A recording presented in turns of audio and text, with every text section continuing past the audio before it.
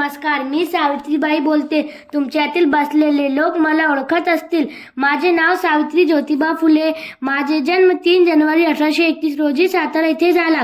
संपूर्ण भारतभर माझा जन्म बालिका दिन म्हणून साजरा केला जातो. माझ्या पतीचे नाव महात्मा ज्योतिबा फुले. लग्नानंतर माझ्या पतीने मला लिहायला वाचायला शिकवले. ज्योतिबाने पुण्यात मुलीसाठी पहिली शाळा काढली. त्या काळी मुलीच्या शिक्षणाचा विरोध होता. लोक मुलीने शाळेत पाठवत नव्हते, परंतु माझ्या पतीने मुली शिक्षित व्हाव्या, समाजात पुरुषाप्रमाणे त्यांना मानाचे स्थान मिळावे यासाठी रात्रीचे शिक्षण सुरू केले. त्यामुळे आज मुली पुरुषाबरोबर काम करीत आहेत. आज मुली doctor, engineer, PSI, commissioner, master, वकील या सर्व पदावर आहेत. हे बोलून मी माझे भाषण बंद करतो. जय हिंद, जय भारत. ज्योतिबा फुले अपने ख्यालात का इजहार करेंगे.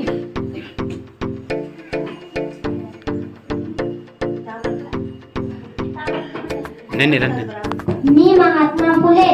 माझे पूर्ण नाव ज्योतिराव गोविंदराव हे आहे. माझा जन्म 11 एप्रिल 1827 रोजी साताऱ्यातील तिकटगुण या गावी झाला.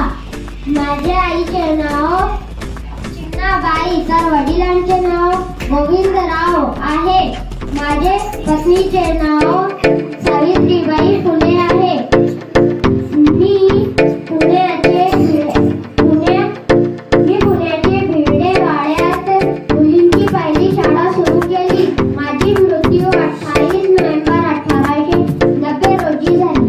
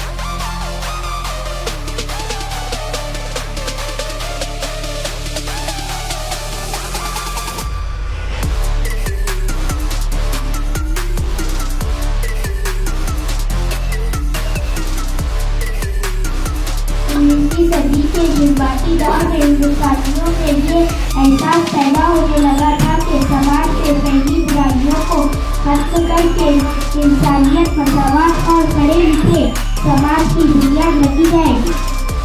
कई सामाजिक मकालीम इस Good morning everyone. My name is Nanisha. Today I am going to speak a few words about Savitribai Phule. Savitribai was India's first female teacher and female teacher and a social reformer. She was born on 3rd January 1831 at Naigaon in Satara.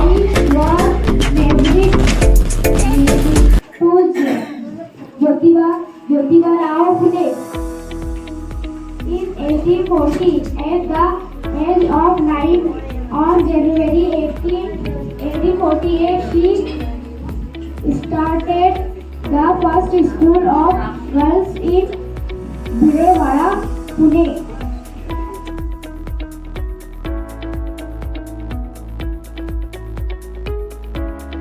अस्सलामुअलैकुम. मैं आपके सामने तकरीर पेश कर रही हूँ.